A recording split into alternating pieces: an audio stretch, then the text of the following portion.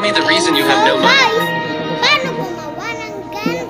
Hindi niya namin tinatanggap kasi sa ginawa ko daw. Yan. Pero hindi ko naman talaga kasalanan kasi wala talaga akong alam. Biktima ko talaga ako. So, Hihingin namin ang kaya opinyon nyo. mula sa hanay ng LGBT At at mga nagsusulong magko-comment ng human din rights ako. sa ganitong sitwasyon. Dapat mag-comment kayo kung alam nyo at mag-picture kayo. Ano pa yung situation ng members of the LGBT community, experiences nila, especially in Mindanao and also in Bangsamoro area. Technically, hindi pa accepted culturally and also with faith yung member of the LGBT community. And Although may level of tolerance gagawin naman yun, and we ganito. are invited to spaces, to tradition.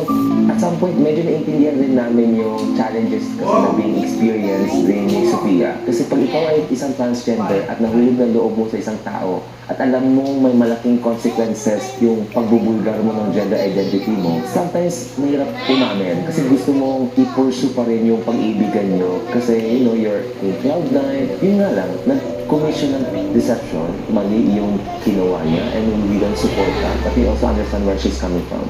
Hirap ang pag-ibig sa LGBTQ community, especially pag nasa area ka ng mga Muslim. Mas maganda pa rin na sabihin mo yung totoo kesa mabuhay ka sa kasinungalingan at idadamay mo pa yung ibang tao. Kahit mali yung ginawa ni Sophia, hindi pa rin yung justified for them to take action in their hands and beat up Sophia. Kasi hindi ko alam Sinaktan si Sophia, yung isipan ko pinupok pa rin, especially with more organization, we take it as a hate crime. Based on the information that we gathered, Okay. binubugbog si Sophia because of what she did. Binubugbog siya freely by many people because of her gender identity. Kasi pag biological na babae yung nag-commit ng deception at yung crime na yun, hindi siya bibigyan.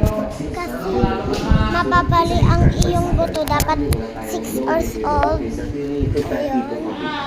So, dapat ganun. Sa lahat po ng nagawa kong kasalanan. Dahil lang po So, sa ganito din. Hindi ko na po Wait lang. talaga po. Kaya ko naman po alam, basta huwag niya nang gaya po ulit. I think so. Ayun. Sana po mapatawad nila po ako. Para naman sa mga brothers and sisters natin sa LGBTQ+ community, especially in Bangsamoro or Muslim provinces, alam ko buhay natin ay mahirap, pero dapat mangibabaw pa rin yung katotohanan, mangibabaw pa rin yung consent. Hindi dapat tayo manlinlang at hindi dapat tayo mangloko, especially pag mahal natin yung tao. Hindi masama ang magmahal, pero sa anumang relasyon, mahalaga ang katapatan at paggalang sa sarili at sa kapwa.